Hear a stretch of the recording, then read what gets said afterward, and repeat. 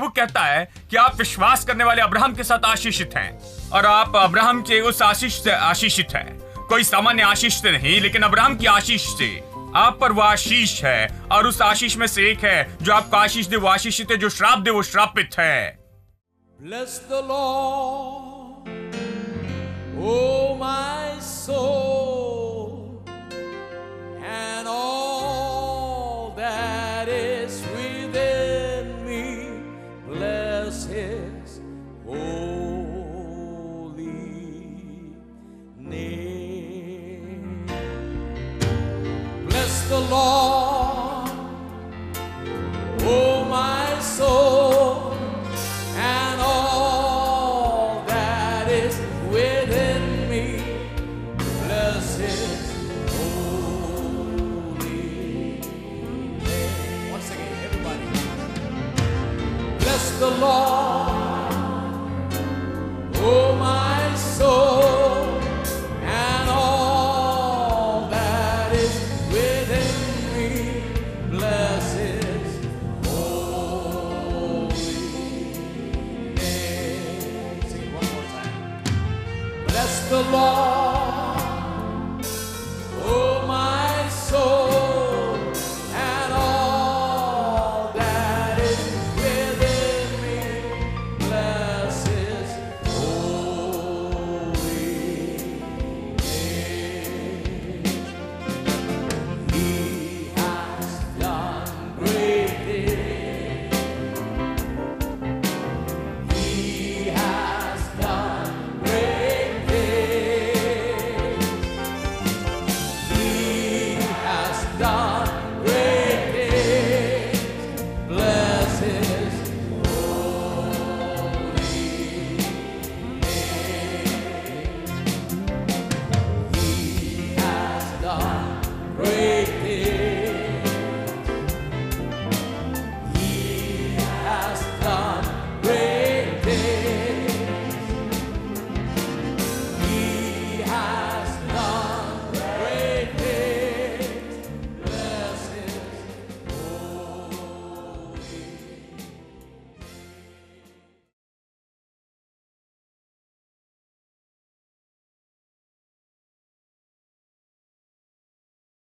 गिनती अध्याय 22 निकाले। बहुत दिलचस्प कहानी है, बिलाम की कहानी है, ठीक है, बालाक की और ये सब। चलिए इसे पढ़ते हैं। ये तो बहुत महत्वपूर्ण कहानी है आशीष और श्राप के बारे में कि ये कितना असली है और ये सच में कितना असली है। तब इजरायलियों ने कूच करके यरीहो के पास यरदन नदी के इस पार मोआब और अराबा में डेरे खड़े किए। सिप्पोर के पुत्र बालाक ने देखा कि इस्राएल ने एमोरियों से क्या क्या किया है, मतलब इन लोगों ने एमोरियों को खत्म कर दिया। इस्राएल ने एमोरियों को खत्म कर दिया था, उसने देखा। इसलिए मोआब अब ये जानकर कि इस्राएल बहुत है, उन लोगों से डर गया, उन लोगों से अत्यंत डर गया, मतलब भयभीत हो गए, यहां तक कि पेट में गड़बड़ी हो गई, डर से सो नहीं सके इस्राएलियों के कारण। तब मोआबियों ने मिद्यानी पुरनियों से कहा, अब वो दल हमारे चारों ओर के सब लोगों को ऐसे चट कर जाएगा जिस तरह बैल खेत की हरी घास को चट करता है। वो बहुत ही सही थे। उन्होंने कहा कि ये लोग आ रहे हैं और जैसे बैल खेत की घास को चट करता है वैसे वो चट कर जाएंगे। ये सारे देश को हिलाएंगे, सारा घास खा जाएंगे। ये लोग हमारे देश में आएंगे और सारी चीजें खा जाएंगे और सारी चीजें खत्म कर देंगे। ये आशीषित लोग हैं और जो हमारा है उसे वो ले लेंगे, वो हमारी सारी चीजों को ले लेंगे, वो कहता है। और वो सही था। अब इसे सुनिए। अब वो दल हमारे चारों ओर के सब लोगों को ऐसा चट कर जाएगा जिस तरह बैल खेत की हरी घास को चट कर जाता है। उस समय सिप्पोर का पुत्र बालाक मोआब पर राजा था और इसने पतोर नगर को, जो महानद की तट पर बोर के पुत्र बिलाम के जाति भाइयों की भूमि थी, वहां बिलाम के पास दूत भेजा कि वो ये कहकर उसे बुलाएं, सुन। अब सुनिए ये शब्द जो वो उपयोग करता है, ये शब्द जो बिलाम के पास भेजता है, जैसे वो बिलाम को सहमत करता है। कहता है, सुन, एक दल मिस्र से निकल आया है और भूमि उनसे ढक गई है और अब वे मेरे सामने ही आकर बस गए हैं। परमेश्वर पहले उनमें डर डाल रहा था, उनमें डर डाल रहा था। राजा इन साधारण लोगों से डर रहा था। इस्राएली लोग सामान्य रूप में चरवाहे थे, केवल भेड़ों की देखभाल करते थे। दाऊद और बाकी सारे लोग जैसे सामान्य चरवाहे थे, योद्धा नहीं थे, वो बड़े सिपाही नहीं थे। साधारण लोग कई साल तक गुलाम रहे थे, लेकिन फिर भी ये राजा डर गया और वो दूसरों को खबर भेजता है और ये सब कुछ कहता है। और अब वो किसी को बिलाम के पास भेजता है, कहता है भूमि उनसे ढक गई है और वो मेरे सामने ही आकर बस गए हैं। अब प्रभु ने इजरायलियों को ऐसा बनाया था कि वो संख्या में बहुत थे, लेकिन मैं सोचता हूं कि प्रभु ने उसे और ज्यादा बढ़ाया।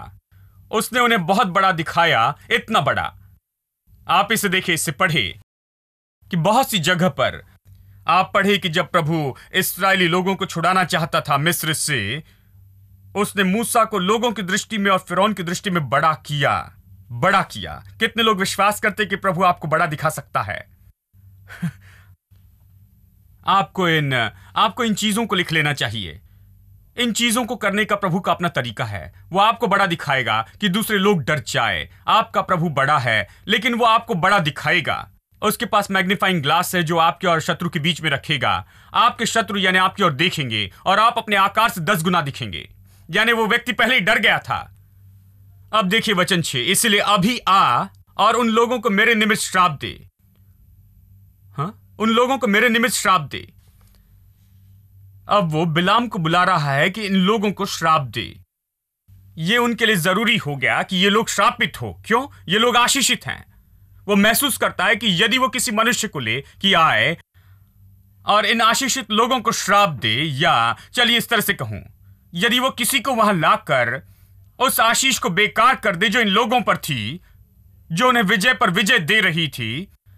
वो पहले ही अमोरियों पर जय पाए थे, उनकी शहरत हर जगह फैली थी और वो इतने बड़े और अगणित दिखते थे। और वो देखता है कि ये इतने आशीषित है और ये बैल के जैसे आकर घास खा जाएंगे। तो वो कहता है कि यदि कोई आकर इन आशीषित लोगों को श्राप दे, इनके जीवन पर जो आशीषों से खत्म कर दे, तब शायद मैं इस पर जय पाऊंगा, इन पर विजय पा सकूंगा। देखिए उनके लिए लोगों को श्राप देना कितना महत्वपूर्ण था। आशीष कितनी असली है और श्राप कितने असली हैं। बहुत से आधुनिक लोग इस पर विश्वास नहीं करते। आशीष बहुत असली है और श्राप बहुत असली है। उसने कहा आ और इन लोगों को मेरे लिए श्राप दे। इनके जीवन पर जो आशीषों से बेकार करना चाहता हूं कि मैं विजय पा सकूं। वो जानता था कि किस कारण ये लोग सफल हो रहे हैं। वो लोग अपने शत्रु के सामने विजय पर विजय पा रहे हैं, इसलिए बड़े हैं क्योंकि उन पर आशीष है। तो कहता है कि आकर उन्हें श्राप दे। और इसे सुनिए, मेरे लिए ये बहुत सामर्थी है। हम सब इनको अपने देश से मार कर निकाल दे, क्योंकि यह मैं जानता हूं कि जिसको तू आशीर्वाद देता है वो धन्य होता है और जिसको तू श्राप देता है वो श्रापित होता है। वो बिलाम को आशीष के लिए बुलाता है। क्यों? क्योंकि वो अंतरराष्ट्रीय एक्सपर्ट है श्राप और आशीष देने में। वो ये बात जानता था कि यदि ये किसी को श्राप दे तो उन पर श्राप होगा, इसके लिए विख्यात था। और यदि ये किसी को आशीष दे तो वो आशीष पाएगा। उसकी शौहरत हर जगह पहुंची थी। ये सच में काम कर रहा होगा। बिलाम तो सच में विख्यात आदमी होगा। उसने बहुत से लोगों को श्राप दिया होगा और वो शायद मर गए होंगे। शायद लोगों को श्राप देने से मारा होगा और लोगों को आशीष दी होगी और वो अच्छे हुए होंगे। उसमें किसी तरह की सामर्थ्य थी कि वो आशीष दे और श्राप दे। और राजा उस व्यक्ति में विश्वास करता है। इसे सुने वचन 7, तब मोआबी और मिद्यानी पुरनिये भावी कहने की दक्षिणा लेकर चले। ये सब दाम के लिए था। यह आदमी दाम के लिए काम करता था। तो राजा दाम भेजता है, केवल 5 या 10 रुपए नहीं। ये तो राजा था, शायद वो सोना और चांदी भेज रहा होगा। और बिलाम के पास पहुंचकर बालाक की बातें सुनाई, अपने राजा की बातें। वचन 8, उसने कहा आज रात को यहां टिको और जो बात यहोवा मुझसे कहेगा उसी के अनुसार मैं तुमको उत्तर दूंगा। देखिए, तब परमेश्वर ने बिलाम के पास आकर कहा, तेरे यहां ये पुरुष कौन है? अब इस्राएल के लोग नहीं जानते थे कि क्या हो रहा है। ये सब कुछ इन लोगों के ज्ञान के बिना चल रहा था। वो बस जंगल में यात्रा कर रहे थे, यात्रा में ही थे। अब उनका बड़ा शत्रु था ये राजा। वो बहुत योजना बना रहा था, दूसरे लोगों को ला रहा था, उन्हें श्राप देने के लिए बुला रहा था कि उनकी आशीष बेकार कर दे। वो किसी को ला रहा था कि इन लोगों के विरुद्ध में कुछ करे। इस्राएल के लोगों के विरुद्ध में कुछ हो रहा था उनके पीठ के पीछे, जिसे इस्राएली लोग नहीं जानते थे कि क्या हो रहा है। लेकिन प्रभु जानता था कि क्या हो रहा है। प्रभु ने पहले ही काम किया। कितने लोग जानते कि प्रभु पहले ही काम करता है जब आप नहीं सोचते। वो तो जानता है कि आपकी समस्या क्या है, इसके पहले कि आप उसे पुकार कर प्रार्थना करने लग जाएं। प्रभु पहले से ही वहां है, वो काम करता है। यानी प्रभु जानता है कि क्या योजना हो रही है। वो बिलाम से कहता है, ये लोग कौन है जो तेरे साथ है? इसे सुनिए। बिलाम ने परमेश्वर से कहा, सिप्पोर के पुत्र मोआब के राजा बालाक ने मेरे पास ये कहला भेजा है, सुन, जो दल मिस्र से निकल आया है उससे भूमि ढक गई है, इसलिए आकर मेरे लिए उन्हें श्राप दे। संभव है कि मैं उनसे लड़कर उनको बरबस निकाल सकूंगा। केवल श्राप देने पर ही वो विजयी होगा। केवल यदि कोई आकर उन्हें श्राप दे, श्राप काम करेगा, तब वो विजय पाएगा। वो ये जानता है, इसलिए उसने भेजे है। परमेश्वर ने बिलाम से कहा, अब गौर से सुनिए, परमेश्वर ने बिलाम से कहा, तो इनके संग मत जा, उन लोगों को श्राप मत दे, क्योंकि वे आशीष के भागी हो चुके हैं। हेलो, क्या आप यहां हैं? प्रभु कहता है, तुम सावधान रहना, क्योंकि मैंने उन पर कुछ वचन कहे हैं, और जो भी उन्हें आशीष दे उन्हें मैं आशीष दूंगा, और जो श्राप दे उन्हें मैं श्राप दूंगा। मेरे बड़े बेटे बिलाम, तुम मुश्किल में फंस जाओगे। यदि तुम जाकर इन लोगों को श्राप दो तो मुश्किल होगी। तुम जाकर उन्हें श्राप नहीं देना, क्योंकि वह आशीषित हैं, आशीषित हैं। प्रभु आपको आशीषित कहता है। देखिए, आज विश्वासियों में ऐसे विश्वासी है, खासकर इन आत्मिक चर्च में, मैं ये बताना चाहता हूं, क्योंकि मेरी परवरिश इस पृष्ठभूमि में हुई है, जानते हैं, और मैं हर समय इससे निपटता आया हूं। ऐसा विश्वास है जादू टोने में और इन सब गलत बातों में और जादू में और इन सब बातों में। ये ऐसे लोग हैं जो उद्धार पाए हैं, आत्मा से भरे हैं, जो चर्च में जाते हैं। एक ने आकर मुझसे कहा, जानते हैं, मैं विश्वास करता हूं कि मुझ पर श्राप है। मैंने कहा, किसने कहा? एक प्रचारक ने मुझसे कहा। मैंने कहा, उन्हें कैसे पता? कहा, प्रभु ने उन पर प्रकट किया। उन पर कैसे प्रकट किया? सपने में प्रकट किया। अवश्य बाइबल में ये नहीं है, बाइबल से नहीं पढ़ा, लेकिन सपने में उन पर प्रकट हुआ है। उन्होंने कहा, सपने में प्रभु ने उन पर प्रकट किया कि हमारे घर पर श्राप है। तो इसके बारे में क्या करेंगे? हम किसी अभिषिक्त व्यक्ति को बुलाएंगे। मैंने कहा, क्या इसका यह अर्थ है कि यीशु पर काफी अभिषेक नहीं था? वो श्राप दूर करने वाला जो 2000 साल पहले आया, जिसे परमेश्वर ने भेजा, क्या आप मुझसे कह रहे हैं कि वो इतना अभिषिक्त नहीं था कि आपका श्राप दूर कर दे? कि आज आपको किसी अभिषिक्त व्यक्ति की जरूरत है कि श्राप दूर करे? यीशु ने जो किया उस पर विश्वास नहीं करते हैं क्या? वो व्यक्ति चकित हो गए। मैंने कहा, उसके कारण नहीं, ये बाइबल से प्रचार करता हूं। मैंने ये नहीं कहा कि मैंने सपने में देखा कि आप आशीषित हैं। मैं बाइबल से कह रहा हूं कि प्रभु आपको आशीषित कहता है। मैं बाइबल से आपको दिखा रहा हूं कि प्रभु कहता है कि आप विश्वास करने वाले अब्राहम के साथ आशीषित हैं, और आप अब्राहम के उस आशीष से आशीषित हैं। कोई सामान्य आशीष से नहीं, लेकिन अब्राहम की आशीष से आप पर वो आशीष है, और उस आशीष में से एक है, जो आपको आशीष दे वो आशीषित है, जो श्राप दे वो श्रापित है। और आज मैं आपको बताना चाहता हूं कि जो आपके विरुद्ध में आएंगे, चाहे जादू टोना या शैतान आपके विरुद्ध में जो भी लेकर आए, उन्हें कुछ नहीं मिलेगा, कुछ नहीं मिलेगा, कोई सफलता नहीं मिलेगी, यदि आप प्रभु के वचन पर खड़े होकर अपनी आशीष पर विश्वास करें तो।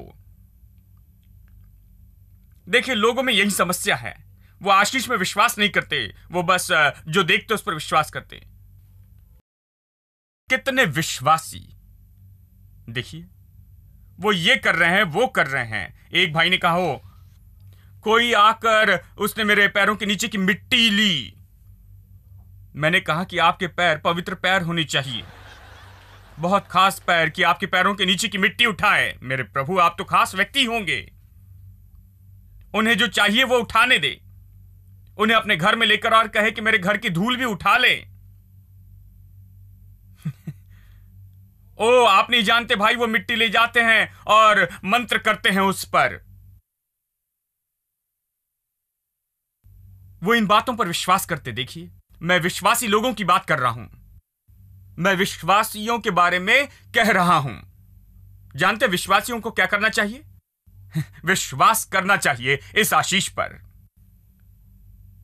जो विश्वास करते हैं, विश्वास करने वाले अब्राहम के साथ आशीषित हैं। बहुत से लोग विश्वास नहीं करते, वो मसीह है लेकिन विश्वासी नहीं है। विश्वासी होना अलग है।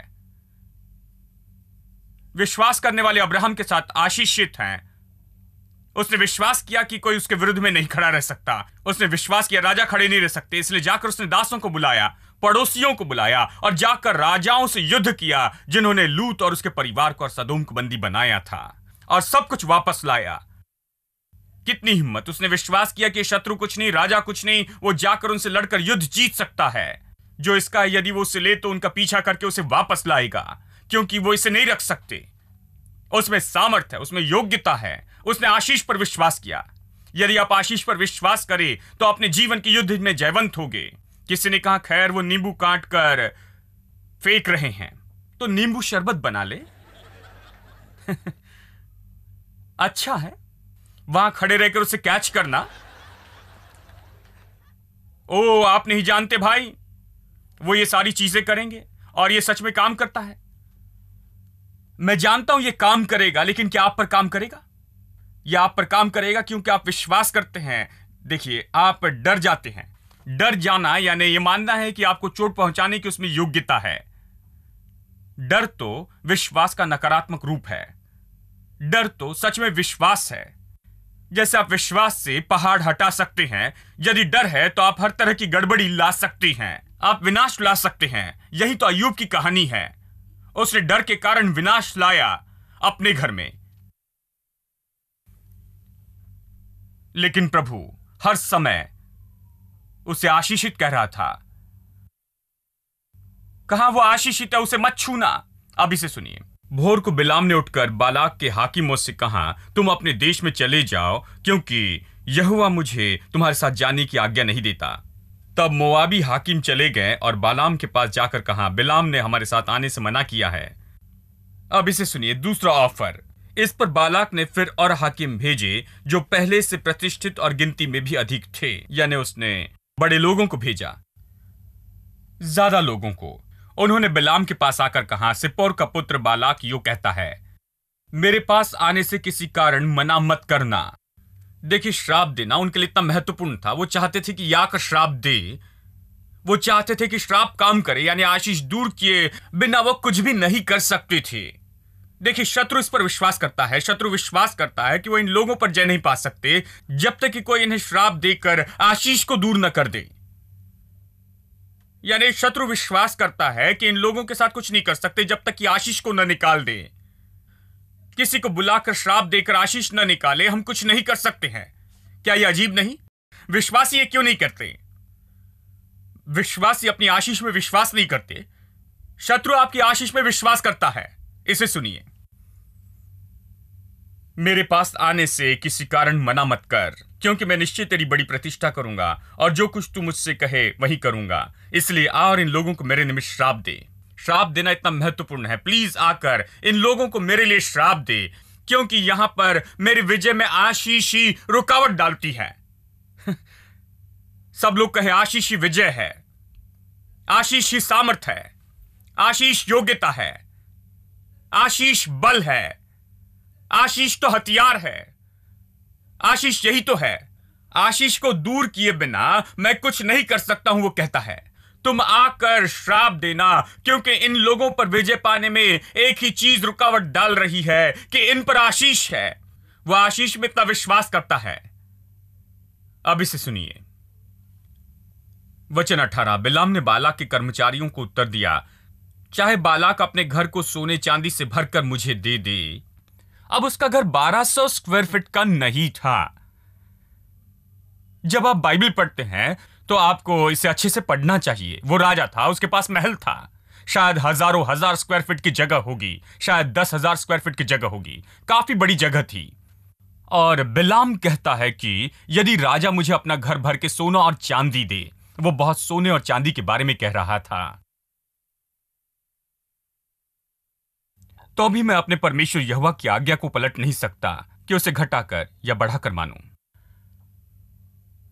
दूसरे शब्दों में वो कहता है कि तुम मुझे बहुत सोना और चांदी दे सकते हो, तुम मुझ पर ढेर लगा सकते हो, पैसा, सोना, चांदी और संपत्ति।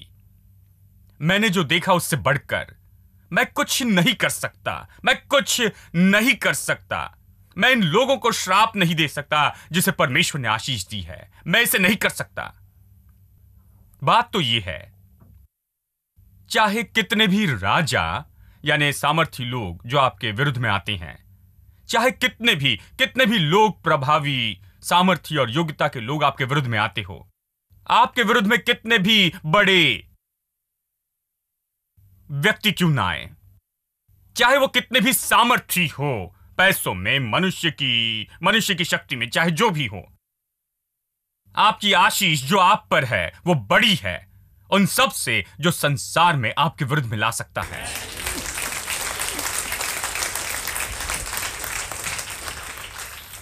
देखिए, विश्वासी लोगों ने कभी आशीष की सराहना नहीं की है।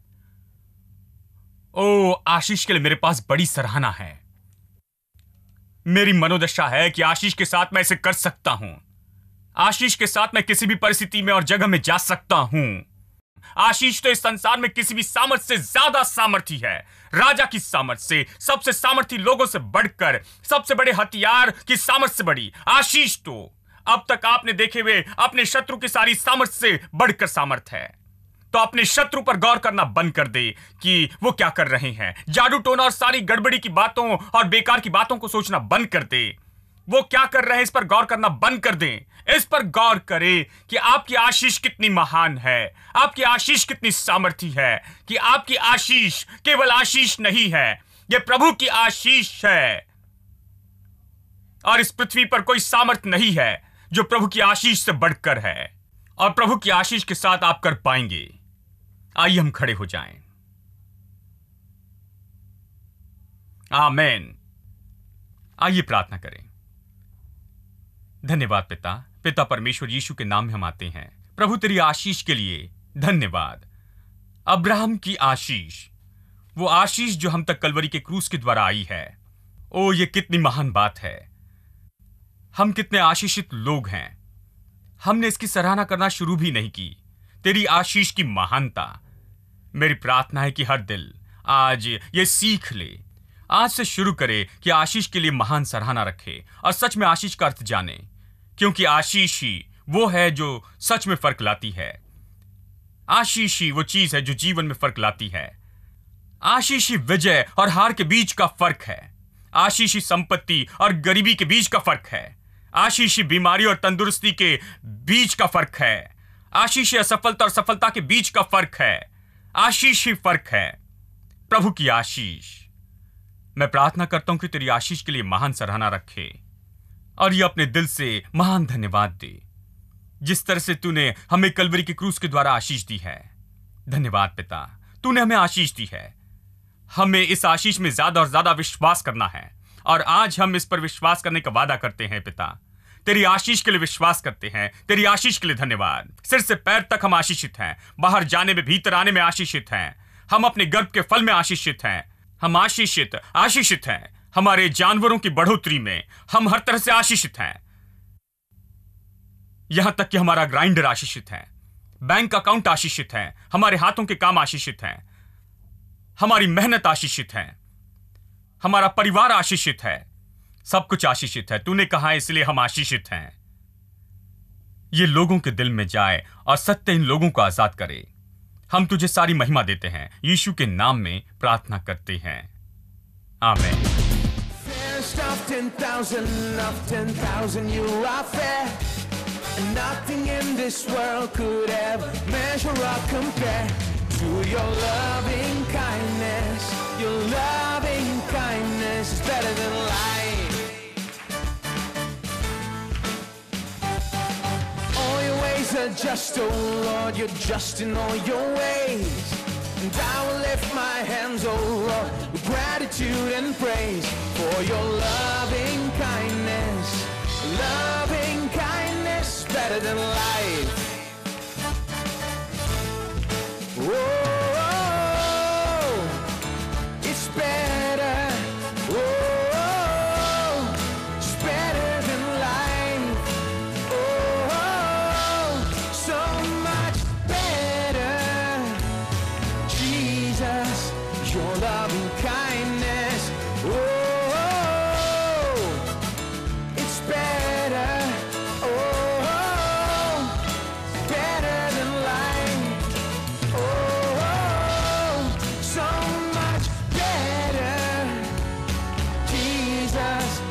Your loving kindness is better than life.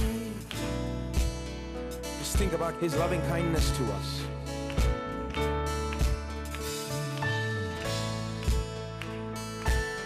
Think about how He has been good to you, loving to you. Sing this with me. Jesus, your loving kindness is better than life itself. Better than life itself. Jesus, your loving kindness is better than life itself. It's better than life. Jesus, Jesus, your loving kindness is better than life itself. Better than life. One more time. Jesus,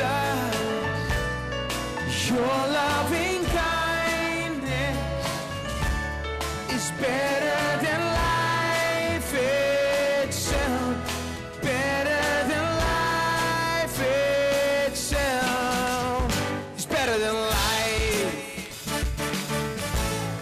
Whoa, it's better. Whoa, it's better than life. Whoa, so much better. Jesus, your loving kindness. Oh, it's better. Oh, better than life. Oh, so much better. Yeah, yeah. Jesus, your loving kindness better than life. It's better than life. It's better than life. It's better than